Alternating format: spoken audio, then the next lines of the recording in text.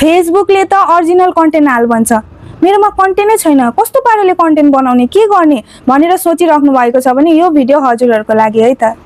नमस्कार साथीहरू, म निता सागर ढकाल र यदि अहिले तपाईँ बिजी हुनुहुन्छ भने यो भिडियोलाई सेभ गरेर सेयर गरेर राख्नुहोस् र फ्री भएर तपाईँले स्टार्टिङदेखि हेरेर लाइक गरेर एउटा मिठो कमेन्ट गर्न चाहिँ नबिर्सिनु होला। र साथीहरू, यदि तपाईँहरूकोमा कन्टेन्ट छैन भनेर तपाईँले भिडियो बनाउनै छोड्नु भयो भने चाहिँ यो काम चाहिँ तपाईहरुले नगर्नु होला है त।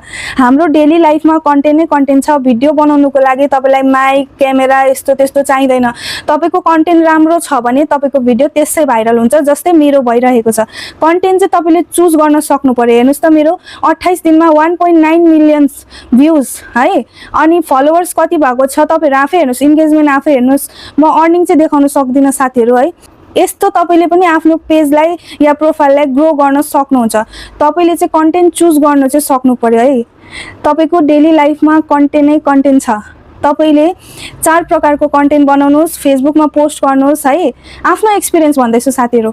4 प्रकारको भिडियो बनाउनुस्, फेसबुकमा पोस्ट गर्नुस् र तपाईको कस्तो खालको कन्टेन्ट चाहिँ भाइरल हुन्छ तपाईले त्यसलाई पक्रेर त्यसरी नै तपाईले त्यही खालको कन्टेन्ट बनाउनुस्, जस्तै मैले बनाइरहेको छु।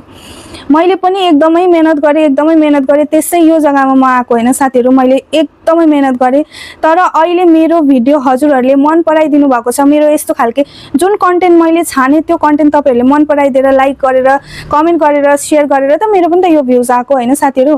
र त्यसरी नै तपाईको फलोवर्सले कस्तो खालके कन्टेन्ट चाहिँ मन पराउनुहुन्छ त्यही प्रकारको कन्टेन्ट तपाईको भाइरल हुन्छ।